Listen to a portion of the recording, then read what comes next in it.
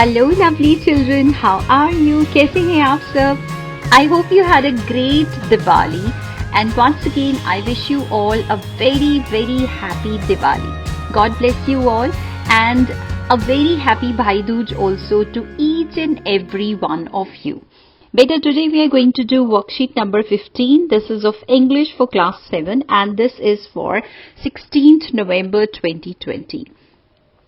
आज की जो वर्कशीट है इसका फर्स्ट पार्ट समझ के आप समझ लीजिए कि आपने पहले कर लिया था. दैट वाज टू बी की प्रेजेंट फॉर्म, है ना, की थी ना आपने. टू बी की प्रेजेंट फॉर्म कौन कौन सी होती है?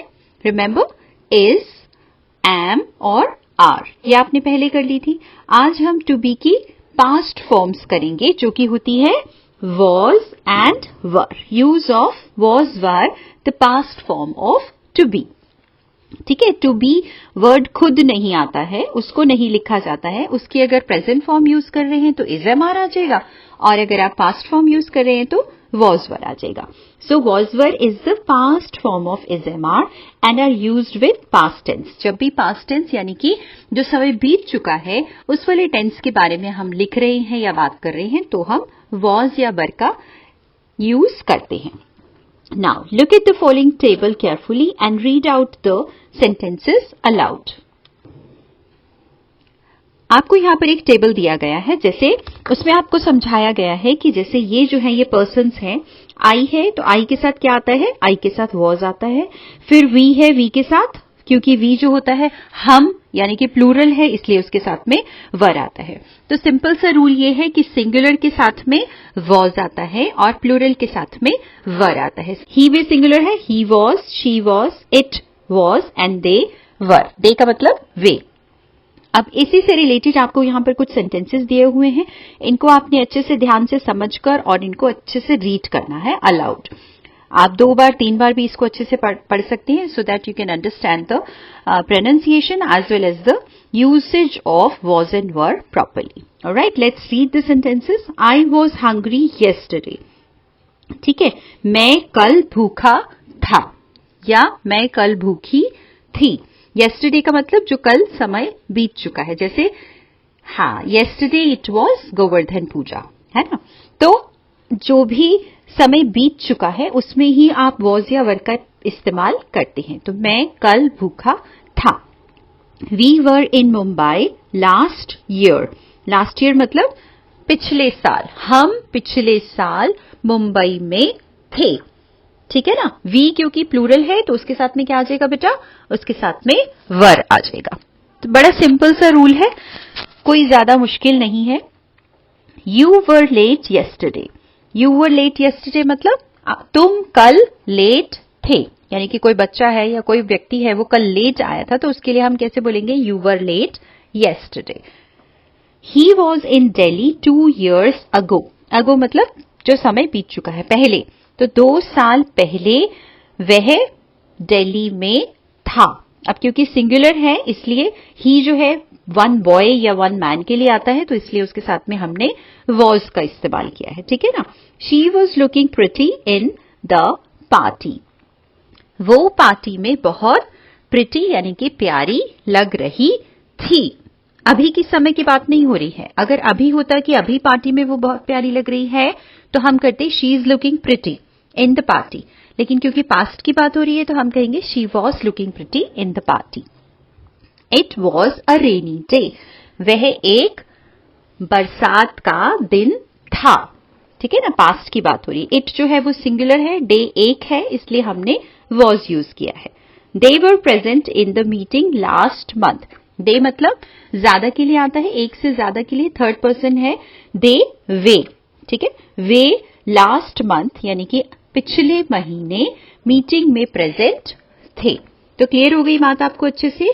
यहां पर भी आपको दिखाया हुआ है जैसे कि सिंगुलर है, यहां पर ये प्लूरल है तो सिंगुलर में हम किसका इस्तेमाल करते हैं? वॉज का करते हैं. Was is the past form of is और एम की.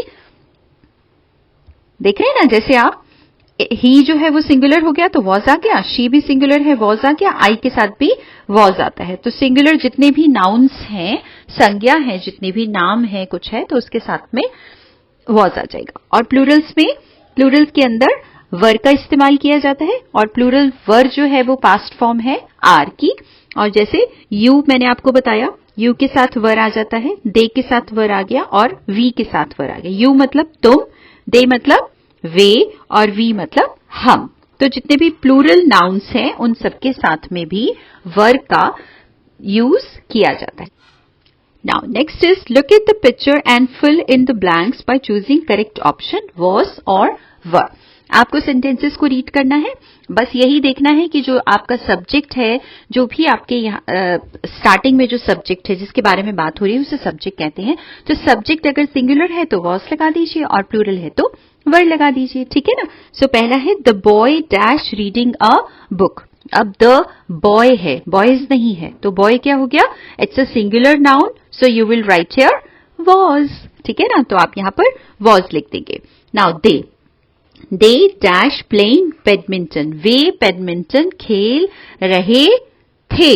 तो दे जो है वो ज्यादा हो गए, तो ज्यादा के लिए तो हम क्या लगा देंगे, वर लगा देंगे।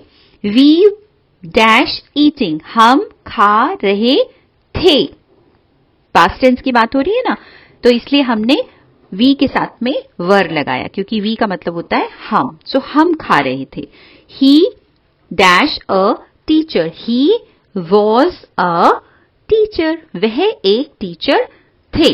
ऑलराइट, सो कैसे करेंगे इसको, ऐसे करेंगे। The boy was reading a book, they were playing badminton, we were eating and he was a teacher। Singular के साथ was और प्लूरल के साथ में were। चलो अब आगे देखते हैं।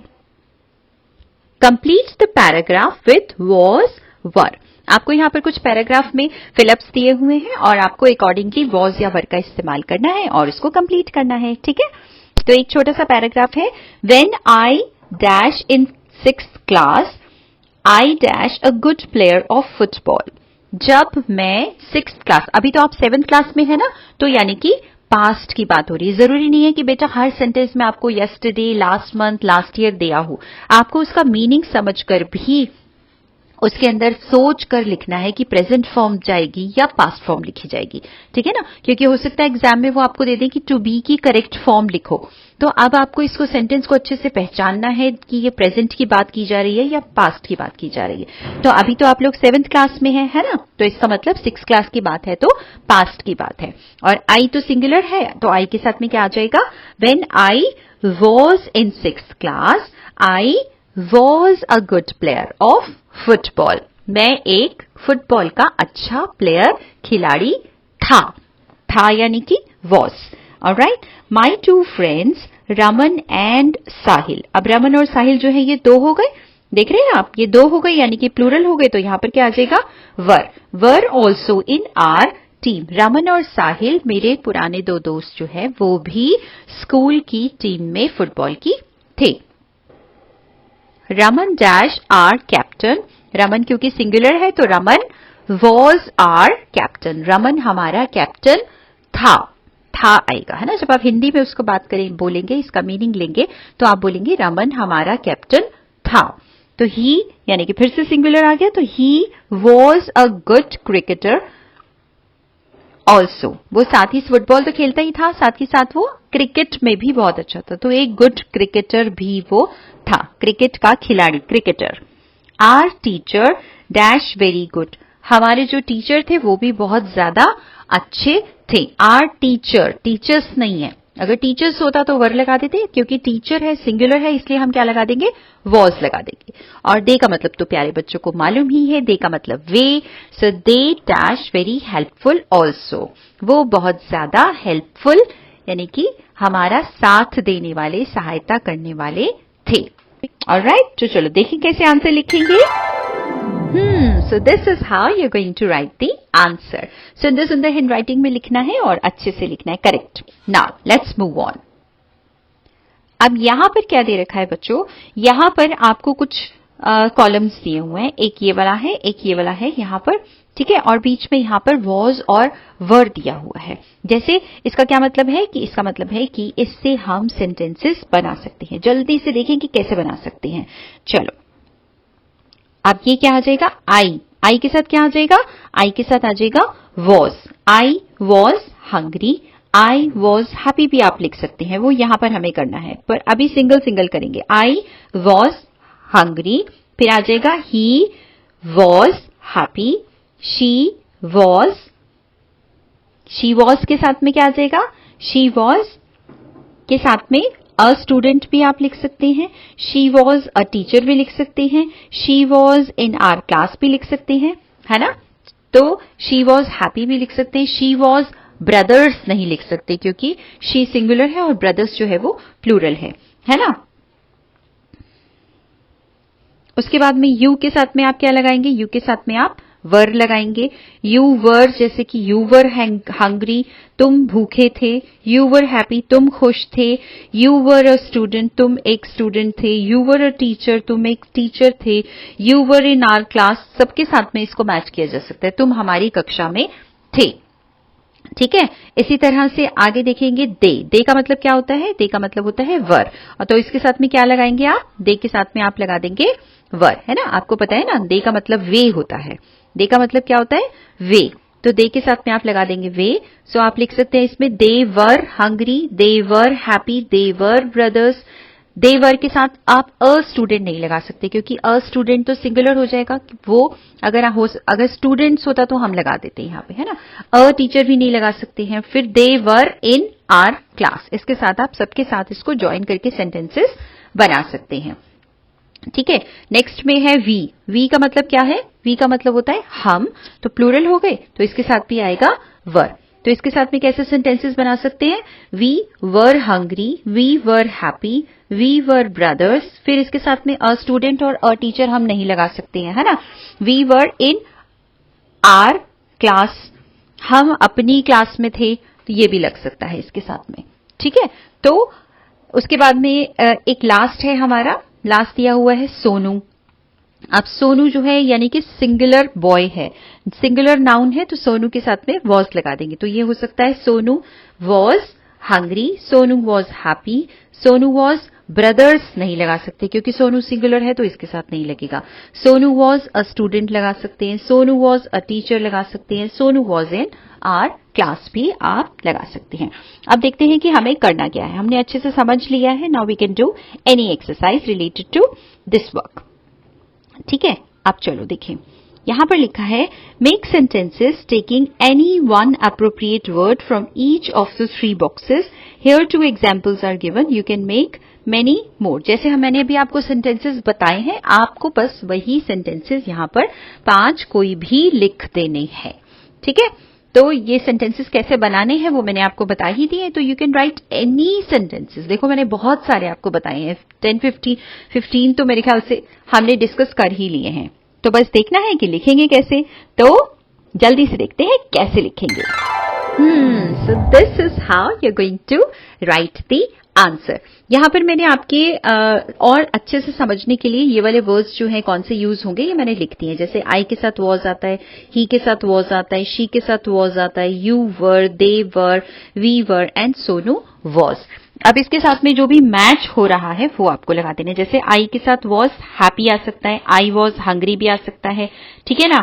आई वॉज ब्रदर्स नहीं आ सकता, आई वॉज अ स्टूडेंट भी आ सकता है, I was a teacher, I was in our class. यहां पर मैंने आपको कुछ एग्जाम्पल्स दिए हैं, जैसे ही है, ही वॉज अ स्टूडेंट के साथ मैंने इसको मैच किया है, देख रहे हैं ना, ही was a student, she was hungry, तो यहां से हमने शी लिया और शी के साथ में वॉज लिया। इसके साथ में हम क्या क्या मैच कर सकते हैं, शी के साथ अगर हम लें तो she was hungry, she was happy, she was a student, she was a teacher, she was in our class. तो इस तरह से आप चाहें तो कितने मर्जी सेंटेंसेस जो है वो आप बना सकते हैं। नेक्स्ट मैंने लिया है जैसे दे वर हैप्पी, सो दे के साथ वर लगा दिया, उसके साथ में आप कोई भी मैच जो सूटेबल है वो आप लिख सकते हैं। जैसे दे वर आप लगा सकते हैं, they were hungry, they were happy, they were brothers, they were in our class. Plural के साथ में सिंगुलर अ स्टूडेंट नहीं आ सकता है ना। तो इसी तरह से लास्ट जो मैंने सेकेंड लास्ट लिया है, he was in our class. अब अगर चाहे तो ही के साथ में वॉज के बाद में आप कोई भी मैच कर सकते हैं जो सूटेबल हो। जैसे आप लिख सकते हैं he was hungry, he was happy, he was a student, he was a teacher, he was in our class. तो कुछ भी मैच आप अच्छे से कर सकते हैं। अब तो आपको अच्छे से समझ में आ ही गया है। इसी तरह से लास्ट यहाँ पर एग्जाम्पल मैंने दे दिया, आई वॉज अ स्टूडेंट। तो आप चाहें तो कोई भी सेंटेंसेस अपनी मर्जी से जो करेक्ट हमने यहाँ पर अभी सीख ही लिए हैं, तो आप उसको अच्छे से समझकर सुंदर सुंदर अपनी हैंडराइटिंग में कर सकते हैं। Now at the end of the worksheet you have a message, wash your hands with soap or use a sanitizer. It's better if you have the facility of washing your hands with soap. अगर facility available है, हाथ अच्छे से साबुन से धो लीजिए। अगर वहां पर आसपास कोई soap की facility या water की facility available नहीं है, then use a good sanitizer. Alright, so I hope ये worksheet आपको अच्छे से समझ में आ गई होगी। तो अपने फेस्टिवल्स को जरूर एंजॉय कीजिए, लेकिन साथ ही साथ अपने काम को मत भूलिए। Enjoy yourselves and do your work. Keep learning, keep smiling, keep enjoying. Take care, bye.